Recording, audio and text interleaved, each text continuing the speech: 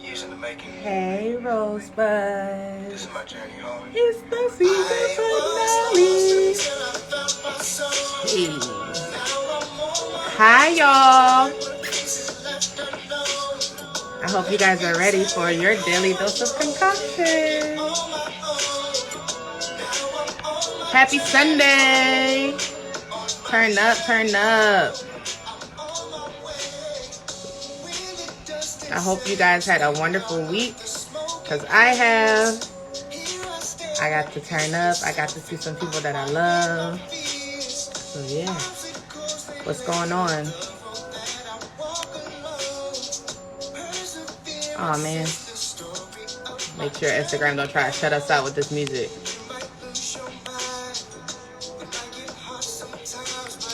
What's up, what's up, what's up? Let me know if you guys can hear me. Share this with your friends, y'all. Tell them what we're doing over here at Sunday Snitchin. I got some stuff to tell y'all. We gonna talk.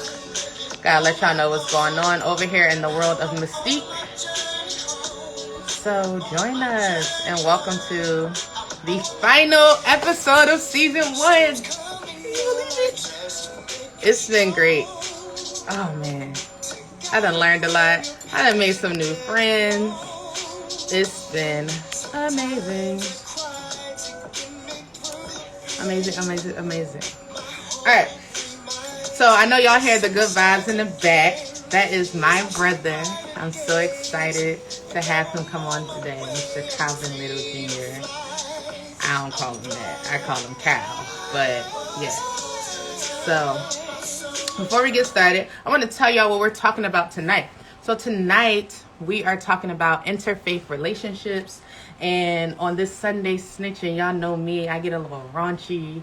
I definitely, say anything. I'm still going to say anything, but I'm going to try to, tone it down, keep it very respectful as we talk about interfaith relationships. So I wanted to share this with you guys. This is a poem from my book, Less Love and Loss. So if you didn't get your copy, you can always get it on Mystique.com or Barnes & Nobles or Amazon. Support me and some other fellow authors out there. But this poem is called Prepare Me. And then after I do this poem, please don't judge me because I do not know it. I write a lot of things and trying to remember all of it is crazy. So I'm going to be reading it to you. And then I'm going to bring the real superstar on. And we're going to get started. So give me some love. Give me some shout outs. Please hit that carrot key sign and share it with your friends. Make sure you grab your drink of choice, whether it's water or something sweet. Do your thing. But here we go. Here's Prepare Me. Prepare me. I've heard you answer many times before when I was broken or riding on a high horse. But in this instance, you have yet to answer. I'm begging because I feel I've been ignored. What is it you are preparing me for? Haven't I proven my willingness?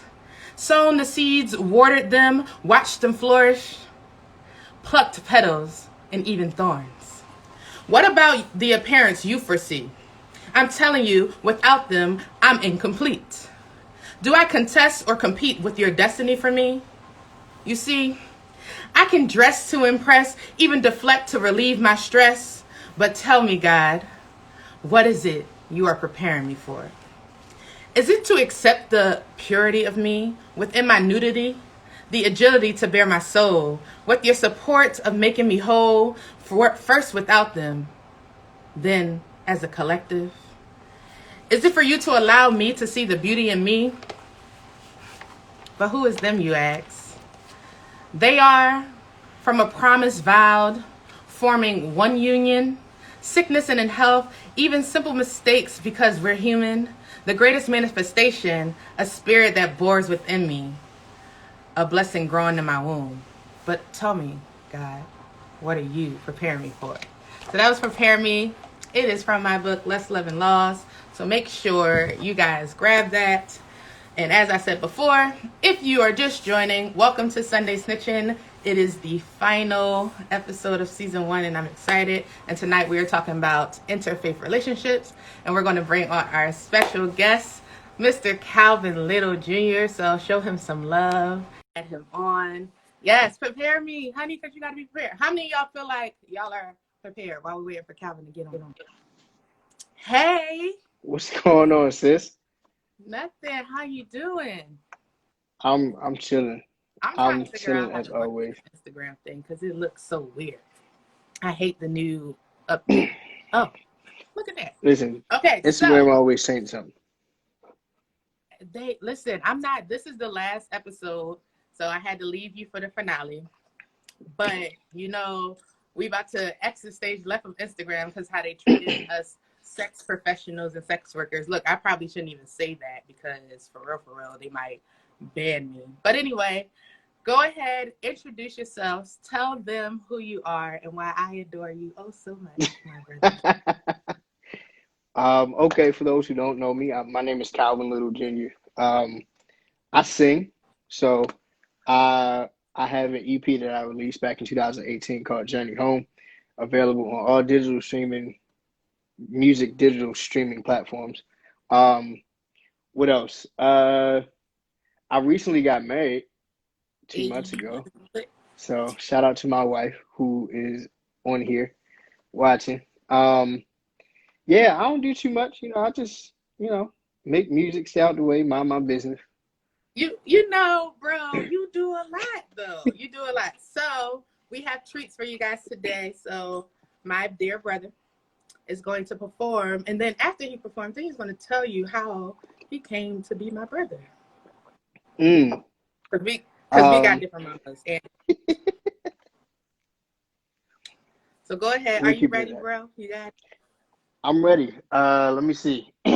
I was lost until I found my soul. Now I'm on my way to find what pieces left unknown. Let me tell you how I've grown, couldn't make it on my own. Now I'm on my journey home, on my journey home. I'm on my way.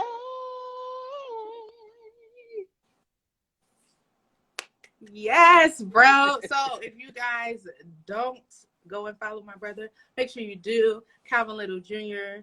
on, I believe, all the platforms. So drop that. Make sure you go and follow him. Listen to his music. It's great. He's taking it back to that real R&B. Yes, I love it. So, I'll try my best. Thank you. all Thank right, what you guys have all been waiting for. So tell him, Cal, how did you become my brother? It goes back to the Towson University days. So a lot of people might not know, is my first introduction to you was actually you rapping. And I remember Oh man. yeah, I think we were outside of pause, Listen, people don't even and know that Mystique can rap. That's a whole that was situation. my first introduction to you. And I think we were outside of pause or like near the garage or whatever, and like you just started spitting this verse, and it was like real grimy, and like you made it known that you was from Philly, and I was like, yo, I rock, and you was like I think you were a freshman at the time. I was like, I rock with this, I rock with her. Like she bold and she confident, and I like it. So we've been like we've been tight ever since. So Yeah. yeah, you knew me before I had facial hair. Yes. I knew him before he had facial hair, but not only that, I had first seen him in the BSU office. So if you don't know what BSU is, we went to a predominantly white institution, but also the Black Student Union. I met him in there with a bunch of other lovely individuals, a lot who are in here, and he was always singing, and then he always had this modest attitude, like, oh, I'm just Cal. And then I ended up joining this modeling team, which he was also on. And we used to go back and forth. We had this standing argument about his game. He would always talk about how he didn't have no game. And I'm like, bro, like, you're telling stories because you sing. You That don't mean literally nothing sing. though. That And don't so mean he was like, nothing. that doesn't mean anything. Still modest to this day. But nonetheless, it's been all love. But yes, that brings me to how we got here today. So, like you said, you just got married, right? And Mm-hmm. shout out to Rona. Hey, sis. It's nice to meet you. Can't wait to see you again in person. But I chose Interfaith Relationships for you on purpose. Here's why. Because I've watched you grow. That is the first thing I want to say. I've seen you. So we're talking Towson. We're talking a decade. Literally 2021 will be You saw a all long ass spectrum. time, right? Yeah, you saw And all so, spectrum to me. yeah, it's crazy. And I've seen you go from baby face to, as you coined last night, Drop grown dead ass man, gorgeous. right? So Drop look, dead gorgeous. drop Yes. dead gorgeous, from baby face to drop dead gorgeous. And your personality and who you have encompassed, but watching you grow as into the man that you are today has been one of the beautiful things. So I don't know if you guys were watching Rosebuds. A couple weeks ago, I had mentioned these group of guys that I look up to, and I gave them a shout out. Calvin is one of those guys. He is one of my bros that I look up to, and I'm always talking to, and I'm like, listen, these are the guys that I go to when I'm like, y'all out here tripping and I need some advice or whatever. So I chose Interfaith Relationships for you because I know both your faith journey and I also know your journey up until you getting married, right?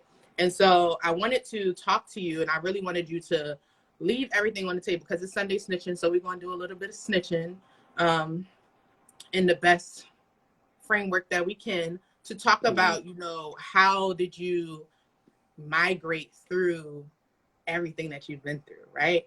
And then what are your perspectives on how that looks, being that you are so much enthralled in your Christianity and things of that nature, and how might that look for people who may not be Christian, or they may be Christian but they're not like as strong in their faith.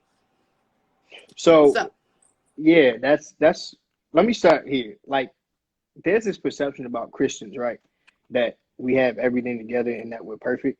And that's the furthest thing from the truth. Um, that's why we're Christian, because we're not perfect. And unfortunately, you know, Christians have done a bad job. Christians at large have done a bad job with like putting on this facade of like perfection and that like they have everything all together when, you know, they probably only appear to have it all together on Sunday when they at church in front of everybody else, but then Monday through Saturday, all hell was breaking loose in their lives and they're probably living like hell. But like one thing that I want people to recognize is that Christians are not perfect people. And then okay. Christianity itself doesn't look a certain way, right? Um, so I think when I was growing up, you know, I grew up in the church and I'm a pastor's kid. So when I was growing up, it was like suits, ties, you know, Sunday's best week in and week out. But now I'm glad that we're like moving away from that, and it's more of a come as you are type of deal. But like there's no like, oh, to be a Christian you have to look like this or talk like this Right.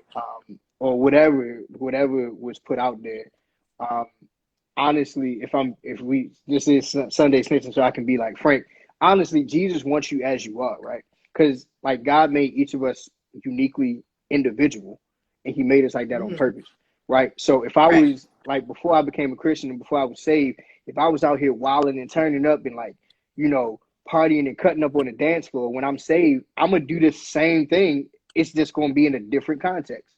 You know what I'm saying? Right. Like, I'm Which gonna you do the were. same thing. Exactly, right?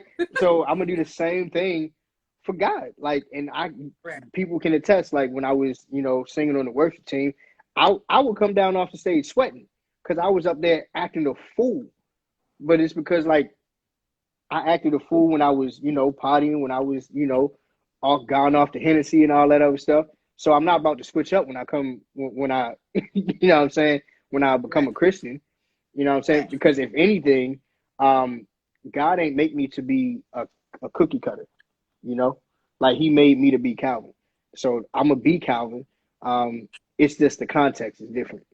Right. I love that you brought up that point that God didn't make you to be a cookie cutter and He made you to be Calvin, because I feel like often when you talk about faith in relationships and just in general, that becomes this facade that you have to put on, right? And so I'm a Christian woman, but I will tell anybody from jump, like, listen, I'm constantly working on it. I just told somebody that 30 seconds before I got on here. Like, I'm still working on myself. So not only am I Christian and, you know, I'm in a Christian-based organization and I'm always supposed to be finer. Everybody knows who knows me, and you know, listen, that is constant struggle. But I feel like I never try to be anything than what I am, because I can't present to you my authentic self without you seeing everything. Like, you got to see it all, from when I'm on my high horse or when I'm down in the dirt. And if you can't accept that, then that is where the issue lies. So when you think of interfaith relationships, what is the first thing that comes to your mind? When I think of interfaith relationships, I think two people who, for the sake of this conversation, are of two different religions trying to like come together and, like, you know, make a relationship. I personally haven't been in an interfaith relationship because, you know, my wife is Christian as well. So I personally haven't dealt with someone who is of another faith than I am. However, I do have friends who may have a different view on faith than I do. And that's fine. So my take on that is, when it comes to relationships, like romantic relationships, interfaith relationships can be tricky, right? Because you have two people who are of two different religions coming together trying to figure this thing out. And it can be tricky because their faith can impact their lifestyle and like what they do. So, prime example, like, if I'm Christian and if my wife was Muslim and her religion says she can't eat pork, but I like bacon, like, that's going to be, you know, that's going to be a point of contention. You know what I'm saying? And that's just like a very, very elementary example, because I'm sure it gets deeper than that. And I don't know like all the specifics of, you know, Islam and the Muslim religion, but it can be tricky. So I definitely will tell people to exercise caution when doing that, because right now it's just y'all two, but then let's say y'all get married and then y'all have children. Where did the children come? You know what I'm saying? Like, how are we doing this? Like, how are we gonna raise our children You up? hitting it on the money.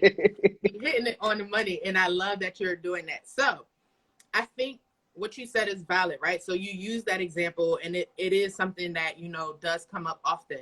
I remember when I used to tell you guys, hopefully Emmanuel's not on here because he's gonna kill me, but I'm gonna say it anyway.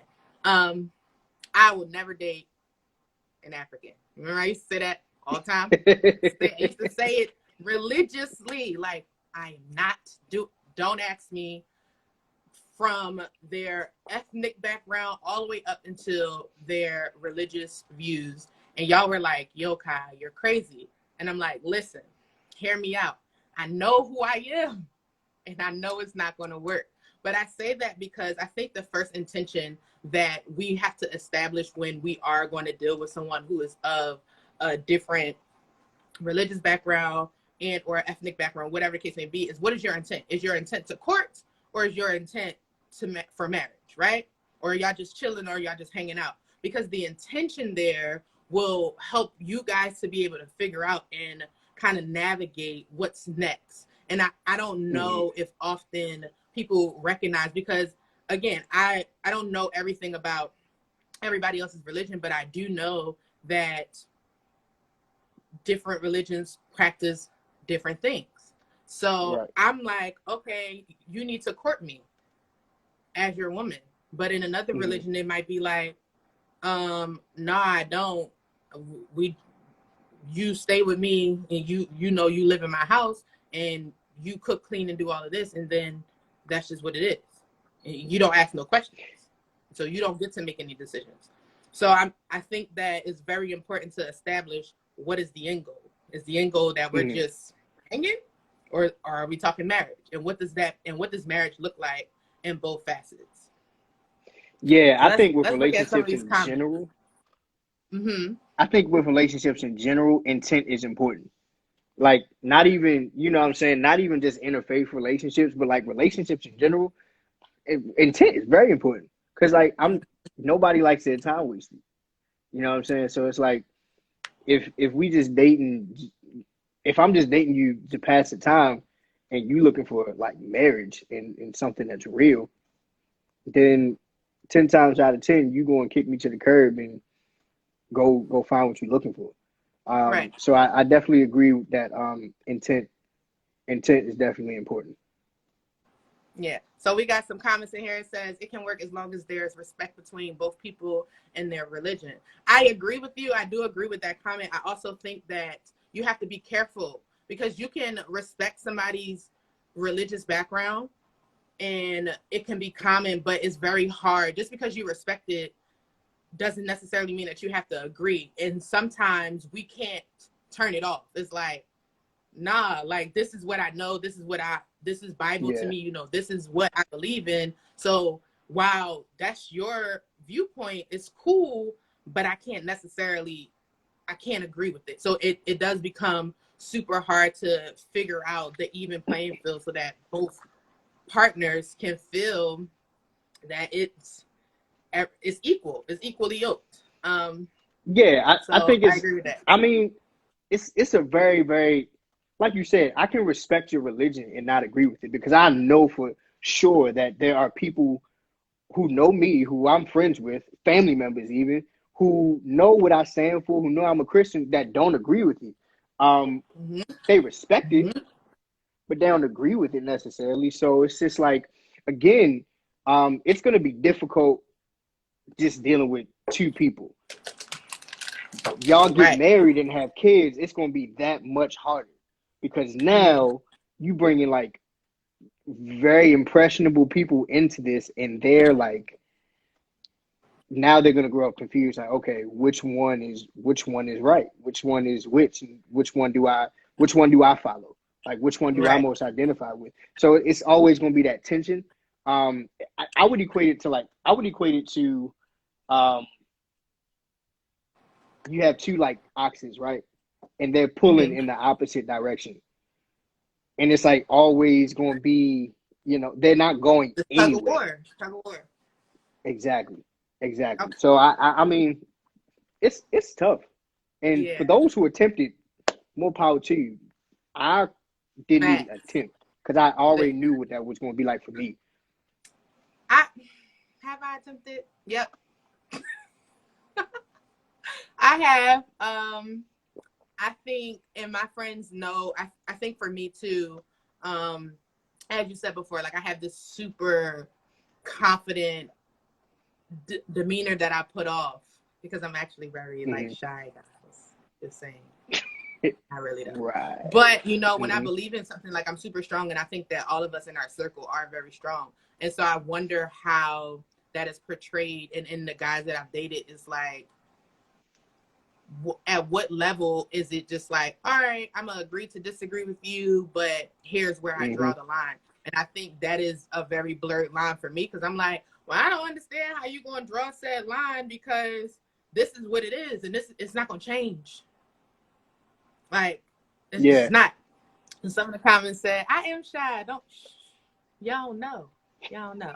I feel like at some point you will have to water down their faith in order to make the relationship work. I do believe that. I do think that it is the art because relationships, when we talk about them, one of the biggest things we say is the 5 C's. And in those 5 C's is compromise. You got to compromise. Yep. So is your faith or your beliefs going to be compromised because y'all have different beliefs? And then I look at it too from another aspect of this power dynamic, right? So, Hmm. and I mean that in the sense of when you're talking gender roles. So what does that look like when we're talking about religion? And Hmm. how does that affect what's going on in the relationship? Because you have some who are like, I don't care about the gender roles. Women can take out trash just like men can. Right? I don't care. I mean, You y'all could kill cook me. because My I wife ain't is not cooking. touching trash though. Huh? I said, y'all can do everything that we can do, but my wife isn't touching trash. That's just something we agreed on going into this. Like, I'll take care of the trash and all that. Like, you don't got to lift your finger to do that. Right. And it's like, you know, and maybe one for her was like, you know what, you're not to touch anything in the kitchen. You go grab you a glass of water. You might not even grab that because it might be already sitting there waiting for you. But those are the small things, right? And so if you have somebody who, like me, is like, look, I'm gonna do everything. You can. I'm not taking out the trash. That's probably the one thing you might give me. I'm like, yeah, I ain't doing that. But everything else, I feel like it's equal playing field. You can arrive, and we can arrive at the same time and do both things. You can do my role in a relationship, and I can do your role. And I don't think that it should be an issue because of what our religion says. But hey, it is. And so what do you do? But you know what? You know what's funny? Like, it's funny you say that because, like, some religions, some people and religions actually, are really funny about like gender roles and Christianity, if misinterpreted, are one of those religions, right? So there are verses in the Bible where it talks about, women being submissive to their husbands and this, that, and the other. But on the flip side of that, what doesn't get preached often is that there's also verses in the Bible that talks about husbands loving their wives as Christ loves the church, and also being submissive to their wives as well. But you don't hear that preached as much because I think it comes down to the agenda of the person preaching it. Because I think misogyny has infiltrated Christianity like so much that you have to study and you have to get context of the verses that are being read about or that are being read in the Bible, right? So there's a verse in the Bible that says you shall not it says something along the lines of like you shall not trim or cut your beard or something like that for men. But you have to look at that within context. There was a reason why those instructions were given. We getting haircuts today. You know what I'm saying? Like, so if we about to take the Bible word for word, if that's the case, I shouldn't have a beard. There's a lot of things that shouldn't be going on, but you have to look at the context in which the verse was written and what was going on in that day. And I think people try to use the Bible, not even try to, they do use the Bible to manipulate people. Absolutely. One of the more famous times being slavery, they used the Bible to, condone that slavery was a good thing. And like, no, that's not it. Like, you got to, again, look at the context of what's being written and why it was written in that time. Facts. I definitely agree. You brought up some great points. So you said misogyny has infiltrated Christianity. Absolutely. And then somebody said people always flipping Bible verses to what they want. Yes. And it's not just Christianity, but we're talking about Christianity because we're both Christians. But even still, I've seen, my brother, my god brother, he is of Muslim culture. And for him, he was very much so adamant about this world of polygamy. And I'm like, all right, let's talk about it. But be clear. So your religion says that you can have many wives, right? But now you're trying to, if we're going to go into the realm of sexuality and sexuality expression, you're going into this world of polygamy and polyamory and all of that. And that is fine. You can go there. But please note that when you do that, you introduce her, your partner, or your wives, or whoever you want, into this world. So you can't cut them off and say, oh, no, only I can have many wives. And you can't when you're introducing the sexuality rim into it. And so he was like, what? And we had this whole debate. And I'm like, hear me out. I understand what your religion is saying, but I'm telling you that your religion is not yoked well with this lifestyle that you're trying to get into. Because in my mind, as I'm looking at you from the outside looking in, I'm like, if I didn't know you any better, I would think that you want this lifestyle because it seems to benefit you in this one facet, right? But you're not thinking about all that it entails. and what that means for everybody who's involved, because it's not, oh, it's you and you got 3-4 girlfriends or wives or whatever. No, this is an entire whole tribe here. It's a community of people. So when you do something, everybody in your tribe has to be on the same page. And if they're not, then you guys have to communicate and you guys have to come to a consensus so that everybody can feel comfortable. I don't think, to what I understand about being Muslim, that last part is a part of it. So here's my, and this is like just me being curious, partially just me being Calvin. First of all, to those who are polyamorous, again, there's no judgment coming from me. But Calvin Little Jr. could not have more than one wife because I just don't have the attention span. That's like, granted, like I've had conversations about this with like, some people close to me, and I just can't get with it because it's just like it's too much. Like it's too much of my attention to be spread around. Like somebody's gonna get the short end of the stick, literally and figuratively. So it's like, and you have a role. Like in that lifestyle, you have a role. So you have to take care of everybody. You have to. Like you cannot say, "Oh, I'm gonna take care of one," and then the rest of y'all gotta fend for yourself. No, it don't work like that, right? And again, it's all a community effort. But as the man, that is your sole responsibility. If you don't have no other responsibility, it's definitely that. So I feel like, because you taking care of multiple heads. Like, let's say, all right, let's just do the math here. Let's just say I got 5 wives. All 5 wives might come to me saying they want kids, like multiple. So let's just say at the very least, all of them had 2. Like, yo, you gotta feed them, house them, take care of all of them. Like, nah, just no. But for those who are doing it, more power to you. Listen, it can be a beautiful thing, but I think that again, it has to.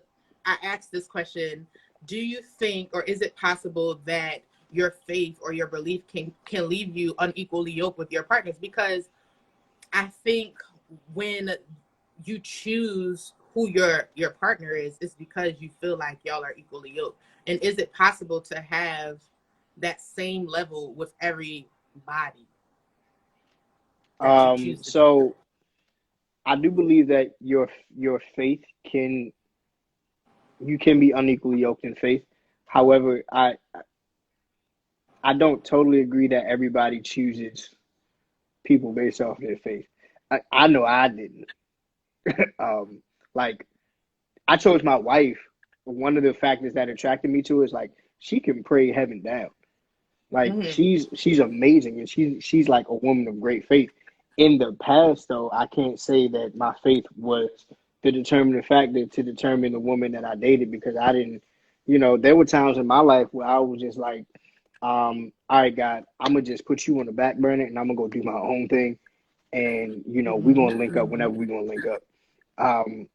It wasn't until like I turned like 28 where I it wasn't like till I was like, I just gotta give you a hand clap for that, because I'm so glad, because I was like, Lord, help him. Help all my brothers, but help him get it together. So yes.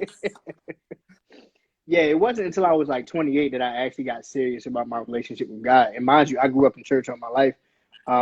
And my dad is a pastor. But the good thing about my dad is he never tried to like impose or what most people call Bible bash me. Because my dad is a very, realistic man. And he recognizes like, yes, you're a Christian, but you also live in the very real world. So he allowed me to go through that journey, and finding myself, to find and develop my own relationship with God. But I don't think people necessarily choose people based off of their faith. People primarily choose people based off of like how good they make them feel. Like people take a very selfish approach when it comes to relationships. Like, what can you do for me? Facts. And that's how Facts. people go about choosing, because Mm-hmm. that's why the divorce rate is so high. Because the moment that you can't do anything for them no more, they get rid of you. You know what I'm saying? That's why like marriages don't last nearly as long as they did, along with other factors. But Right. marriages don't last as long as they did back then, like back in the day. But yeah, I don't think I don't think people use their faith to choose people or the person that they're going to spend their lives with, and I think they need Mm-hmm. to get back to doing that, because if you identify with whatever your religion is, whether it's Muslim, Buddhism, Christianity, whatever your religion is, if that Right. is a um, foundational principle in your life, then you need to choose your partner based off of that as well. Yeah, I definitely agree with you. So Jazz said that faith and I can't speak today. Spirituality is a very personal decision. And then Teddy ain't had nothing when I met him, so he couldn't do nothing for me. Yeah, I mean, yes, I think that oftentimes for me specifically, because you know it's Sunday snitching, so I always got to snitch. One of the battles that I have, and like I have my little sister in here, but I will say to anybody, my little sister probably can spit more Bible verses and like really hand me my ass, forgive me in advance, when it comes to being secure in her spirituality. I Mm-hmm. also understand that I have reasons why my spirituality is what I call spotty, because there's moments where it's like I'm committing and I'm putting in the work and all of that, but then there's been areas where I have so many questions and then I feel horrible and I'm like, dang God, like I don't want to question you, but I'm real perplexed as to why this is happening and what is going on, and whether that be around love and relationships, that be around finances, that be around just my family dynamics in general. It has Mm-hmm. proposed a fear to me, and then it's also, you know, like her and I have the same father, and you know we all went to church. Like I've been in church my entire life too, but I did not go to church every Sunday. When I was younger I did, but Yeah. I didn't. As I gotten older, it was like it's more of a choice of, you know, my fluidity and how I want to ride it. I also am one of those people that I can't stand the Bible thumper. I can't.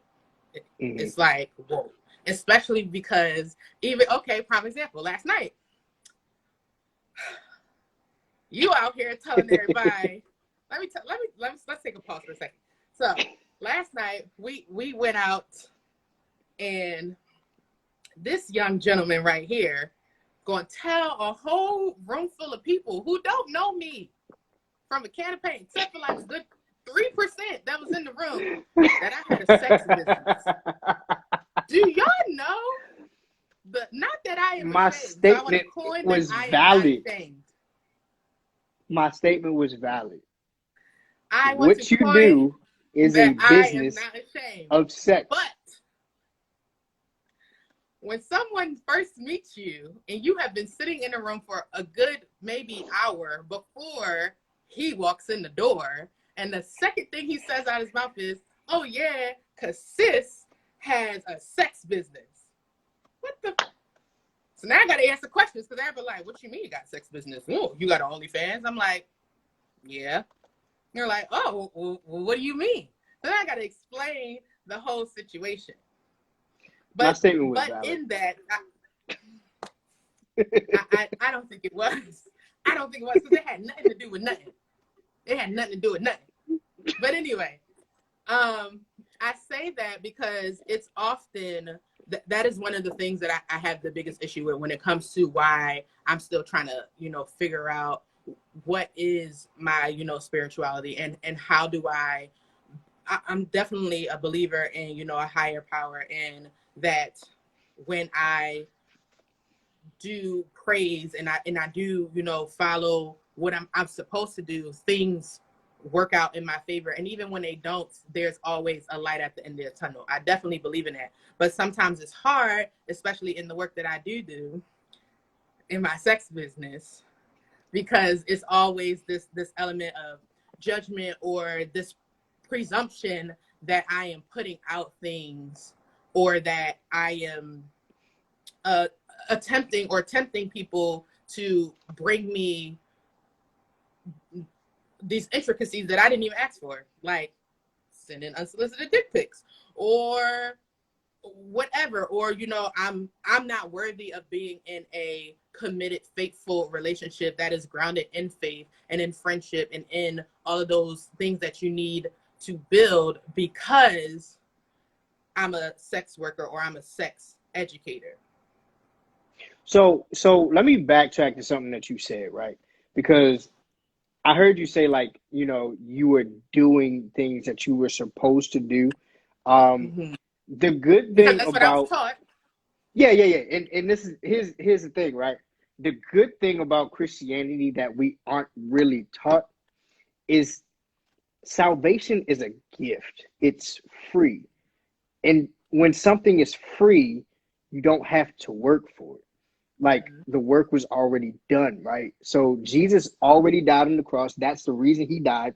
So we don't have to, we in and of ourselves don't have to like work to show God, like, hey God, look, I'm doing this for you. So I'm more saved because I'm doing this. Like, it's not like a work-based thing, because like we can't earn something that's free.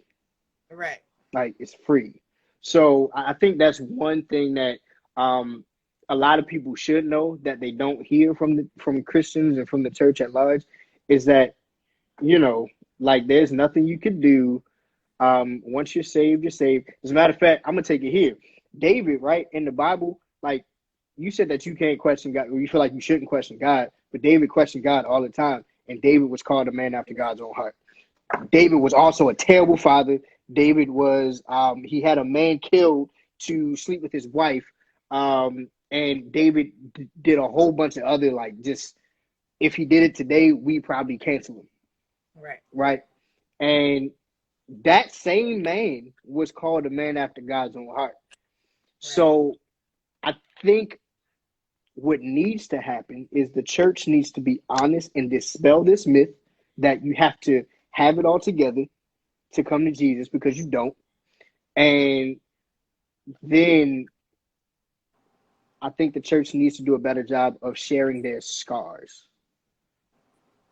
Sharing, I like, agree with that. sharing what they came through. I think that is very important. And then it's also about experience too. So as you were talking, I was thinking about all the times that I've been to different churches, and I'm very much so adamant about finding a great church home, so that I can continue to practice in my faith. But one of the things that is a complete turnoff, and it brings me back to this whole thing about interfaith. I'm like, if I can't get it right and be secure in my own faith, I definitely ain't about to try to canoodle or, join a relationship with someone of a different faith, because I ain't got it right over here. I haven't grasped what is pure to me. But one of the things that is very frustrating is the level of gossip and like this put down energy that is propelled from these pure, and I use that, very pure Christians that are put out here. So it's like, oh, I can't believe, I'm so appalled that you could do that. And it's like, but hold tight. Can we talk about all the things that you got going on Monday through Saturday, that, and that might not be you specifically, but in your family, Mm-hmm. your son might be a drug dealer. Not to say that that is a bad or a good thing, but whatever. It is deemed as impure, or whatever the case may be. I find it that for me, it's been difficult to navigate the spaces of finding somewhere where I can go and just be my authentic self without somebody trying to either, one, push me into the pulpit for Mm. whatever their selfish Mm. reasons are, because it's not really about me. It's really about what they want to see for me. And it's like, but I thought that I was here to talk to him. Like, yes, are you Yeah. my brother, you my sister? Cool. But you can help me, and I mean help more so in a support, by saying, hey, like, I support your choices, your decisions, and getting to whatever my my idea is, or what my purpose is. But I don't think that is your role to be like, I'm gonna show you what you need to do. Like, this is exactly how I need you to work here and do the work of God. And that has been a struggle for me. And then trying to navigate, okay, like, well, how does this work? Of course, there's all the myths that we have about, oh, you shouldn't have premarital sex and you shouldn't do this. And it's like, come on. Yeah. So my question response to that would be this, right? People are flawed, and the church is a hospital, and typically there are sick people in the hospital. The doctors themselves sometimes get sick as well. Let's just equate the doctors in this specific instance to like the pastors and the leadership of the church. They're human. They're going to get sick. They're going to be flawed. That's why they're there, right? Now, it doesn't alleviate them of their duties, and it doesn't provide an excuse for them to act the way they act. If they're acting like ungodly, the only way that we could really like live up to God's standards is with like Jesus himself. And I think the thing is, people try to play God, and they act like God needs defending, and God don't need us very human, flawed people to defend him. Like we aren't. God didn't make us the gatekeepers of the church. Now, there should there be accountability? Absolutely, it absolutely should. But I think that it's too much judgment. It's too much canceling in the church, and the church is the one place where you should be able to go and not worried about having to be canceled. And too many people have gotten canceled and they haven't gotten discipled, because if I make a mistake, let's just say I'm a woman and I'm singing in the choir and I get pregnant, that's not grounds for you canceling me. Should I be discipled? Yes. Like in private, not in front of everybody. Like don't put this person on blast. Like it amazes me that like we how do I want to say this? We so quick to put everybody else's dirty laundry out there, but not realizing that we have a whole hamper of dirty laundry of our own. And then that part with canceling people for mistakes, like there's no room for like growth. There's no room for redemption. There's no room for grace. So if the God that I serve is all about grace, is all about forgiveness, as well as like accountability and consequences. Like I don't want to leave that part out. But Paul said like the Bible says his grace is sufficient, right? So if God has enough grace to forgive me for getting pregnant, for having premarital sex, for being addicted to porn or whatever my sin is, who are we as people to not extend that same grace to other people? Because I mean, we're only one. I can't judge you just because you sin differently than I do. Right. And because at the end of the day, I think that we both sin. Yeah. So we have some comments that says people have to seek God for themselves. Absolutely. I agree. So God can find them if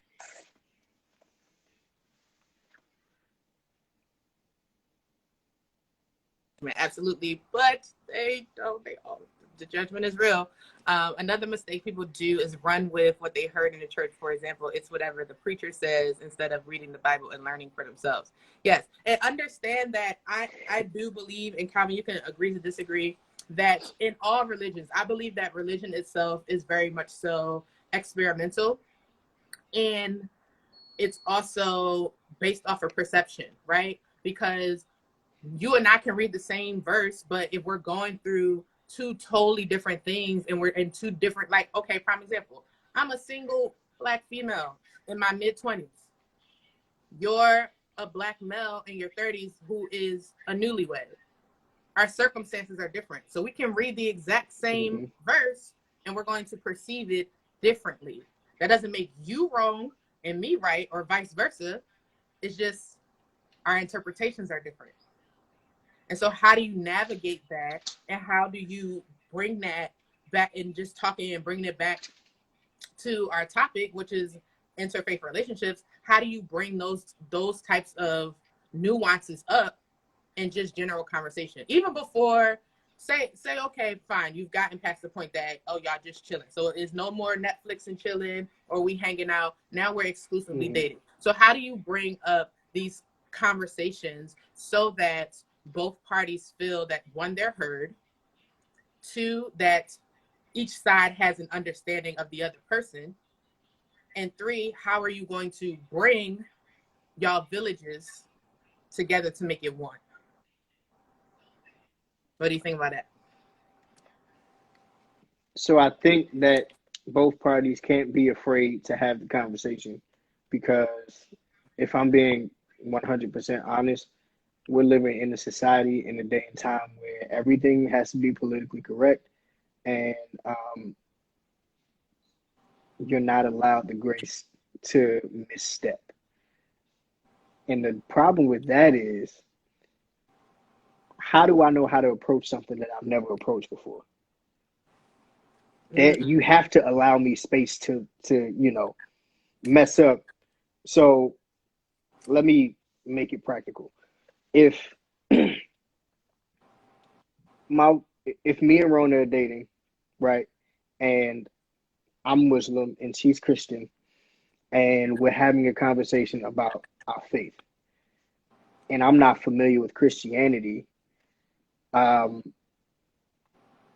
Rona has to allow me some grace and some room to misstep when it comes to my preconceived notions about Christianity, because I've never grown up around it before. So I don't know what I don't know.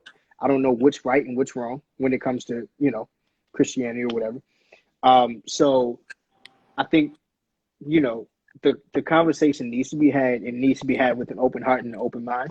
And both people need to put down their weapons and really talk like grown adults, and recognize that they're approaching this conversation from a good place, from a place of, I'm trying to understand this about you and you're trying to understand me.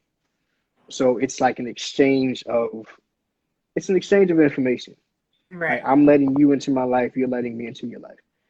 Facts. For the purpose of bettering ourselves together. So if you approach it from that perspective and keep that in the forefront of your mind, then the respect is going to be there when it comes to each other's religion. So you can't be afraid to have that conversation. How you approach it, it depends on, how y'all feel like approaching it. If you just want to sit down and be like, hey, babe, look, let's talk about our faith. I'm this, you're that. If you want to, I don't know what people do. We in quarantine right now, so I'll FaceTime each other or something. I don't know. FaceTime, Start a text thread. Twitch, all of those things. Something. But have the conversation, and don't be afraid to have it. And don't be afraid to ask questions, and don't be afraid to admit that you don't know. Because, not every Christian knows everything about Christianity. I'm sure not all Muslims know everything about Islam. Like, it's okay to admit that you don't know. Yeah, I appreciate that you said that, because I always feel like I don't. I am a sponge. All I want to do is just tell me everything. Just let me sink it in. Let me, get to that point where I just want to just teach me, because I don't know everything. And as an educator, I always coin that. If I don't know the answer, hold up, I'm going to go and find it. Let me get back to you on that, because I think that is very important to be in a space where you're, one, always willing to learn, but you can actively communicate like, hey, I don't know. Because I don't. and I'm one to tell you, like, I'm not about to speak on nothing that I don't know about. I'm not. This is not who I am. I don't even, as far as the stuff that I write, I'm not writing shit about nothing that I don't know. Cause I'm be like, look, let me do some research.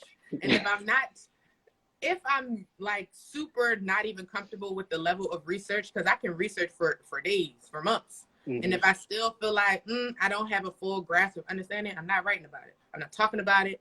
And if you don't rock with that, hey, you got to go find somebody else, because I just can't. But I think I got another question for you. So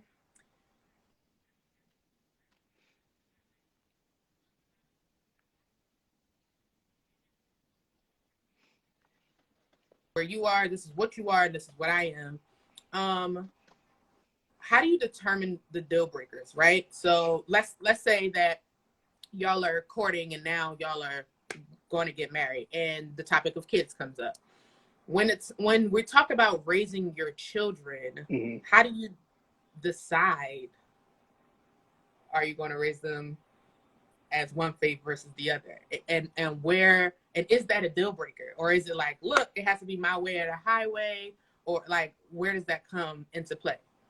And because we didn't even talk about, we're not even getting on your spirituality and your religion on top of your personality trait, because that is a whole situation in itself. It's a whole different, yeah.